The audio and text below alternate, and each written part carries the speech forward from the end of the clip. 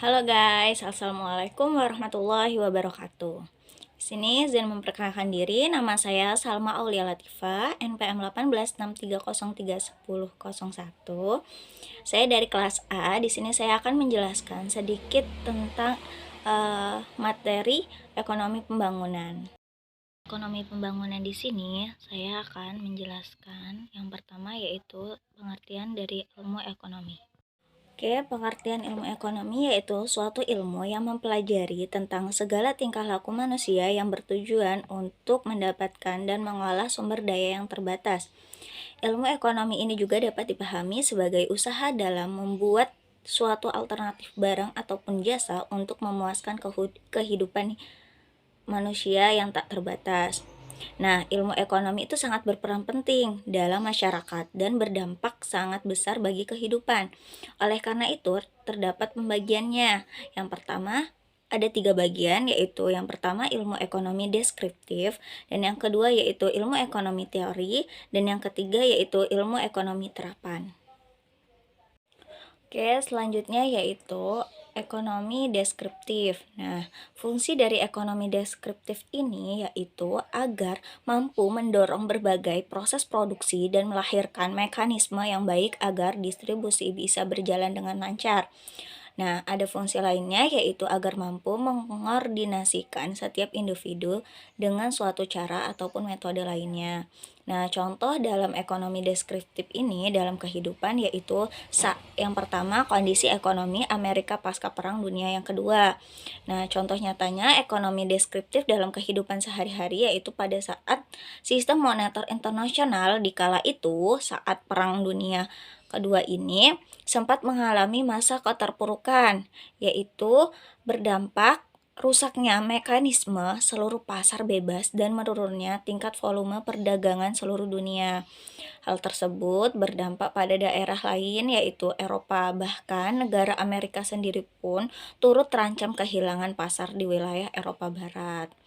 Sudah pasti pihak Amerika ini tidak ingin kehilangan pasar itu sendiri. Maka dia memperbaiki sistem moneter di dunia dengan membentuk suatu sistem yang disebut Bretton Woods. Nah, tuh. Dan yang kedua yaitu sistem pertanian saat di Bali. Nah, salah satunya yaitu Bali ini kan diuntungkan dengan tempat wisatanya ya di Indonesia. Selain karena panorama alamnya indah, Bali juga banyak persawahan yang asri. Jadi, Bali dikenal sebagai wisata lautnya, pertaniannya. Nah, pada bidang pertanian yang disediakan Bali ini sangat luar biasa. Namun, keseluruhan hal tersebut sudah mulai diragukan karena banyak sektor pertanian yang digunakan untuk akses jalan dan juga untuk meningkatkan objek wisata di Bali. Yang mana justru malah menghilangkan secara tidak langsung untuk para petani untuk menggantikan pertaniannya untuk jalan. Terus yang ketiga yaitu saat kondisi ekonomi di Indonesia pada tahun 70-an. Nah, pada tahun 70-an ini industri itu sangat baik. Nah, saat periode tahun tersebut struktur proteksi sudah mulai dikembangkan, namun perkembangan ini tidak berjalan mulus. Nah, pada tahun 80-an kebijakan industri substitusi impor ini mulai mengalami keterlambatan yang mengakibatkan banyak industri banting setir. Walaupun sempat mengalami perlemahan, namun menyiapkan suatu sistem nih pemerintah sehingga saat melakukan kebijakan substitusi impor pun bisa diubah besar-besaran ketika masa Orde Baru. Perkembangan transisi sudah mulai berjalan dengan mulus. Nah, yang keempat yaitu inflasi yang meningkat di tahun 1998.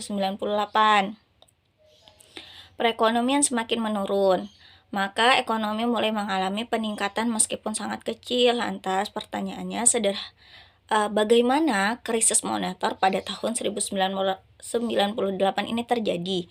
Sederhana, karena sudah rendahnya tingkat kepercayaan pasar dan masyarakat, sehingga meluncurkan efek bola salju krisis yang semakin besar.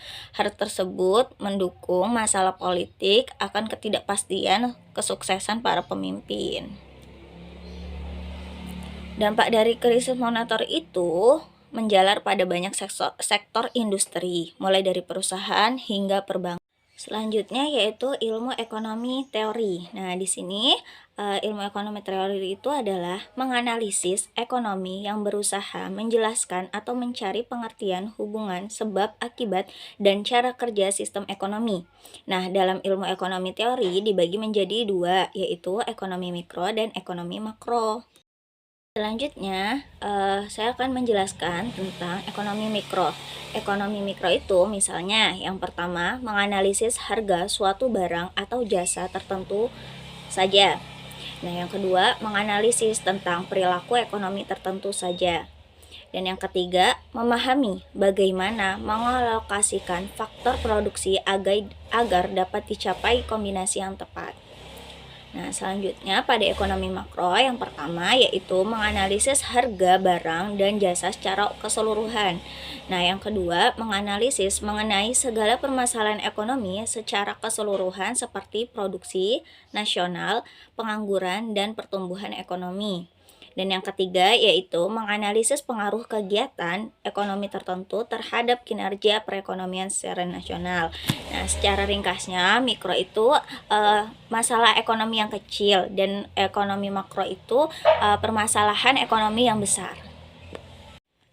Selanjutnya pada ekonomi terapan ini terbagi menjadi beberapa ilmu ekonomi. Nah, yang pertama yaitu ilmu ekonomi moneter. Ilmu ekonomi moneter merupakan ilmu yang membahas tentang uang, perbankan, dan lembaga keuangan lainnya. Aspek yang dibahas dalam ekonomi moneter ini ada inflasi, jumlah uang yang beredar, dan tingkat suku bunga bank. Dan yang kedua yaitu ilmu ekonomi publik. Ilmu ekonomi publik ini ilmu yang membahas kebijakan pemerintah di bidang ekonomi. Aspek yang dibahas dalam ekonomi publik itu adalah anggaran pemerintah yaitu APBN dan APBD, utang negara, pajak, dan retribusi. Dan selanjutnya ilmu ekonomi industri. Nah, ilmu ekonomi industri ini merupakan membahas tentang interaksi perusahaan dalam suatu industri. Interaksi tersebut berupa persaingan usaha dan kinerja perusahaan.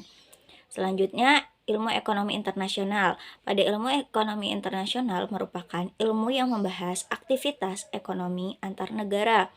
Aspek yang dibahas dalam ekonomi internasional yaitu perdagangan antar negara, neraca perdagangan internasional, dan neraca pembayaran internasional. Selanjutnya ilmu ekonomi regional. Nah, di dalam ilmu ekonomi regional itu merupakan ilmu yang mengkaji tentang interaksi ekonomi antar wilayah dan proses pengembangan wilayah dalam upaya meningkatkan perekonomian di wilayah tertentu.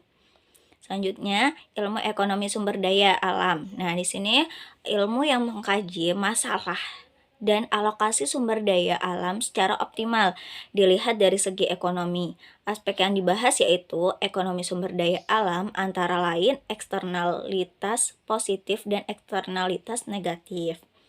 Selanjutnya, ilmu ekonomi sumber daya manusia. Nah, di sini ilmu yang mengkaji tentang faktor produksi tenaga kerja. Aspek yang dibahas dalam ekonomi sumber daya manusia ini yaitu pengangguran, penentuan upah, kualitas tenaga kerja, dan kesempatan kerja. Dan yang terakhir, dalam ilmu ekonomi terapan ini ada ilmu ekonomi syariah. Nah, dalam ekonomi syariah ini, ilmu ekonomi bertujuan untuk menerapkan ekonomi Islam. Aspek yang dibahas dalam ilmu ekonomi syariah ini yaitu prinsip bagi hasil, zakat, dan penghapusan riba sesuai dengan syariat Islam. Oke guys, terima kasih yang telah menyimak penjelasan dari saya. Semoga membantu. See you next time. Wassalamualaikum warahmatullahi wabarakatuh.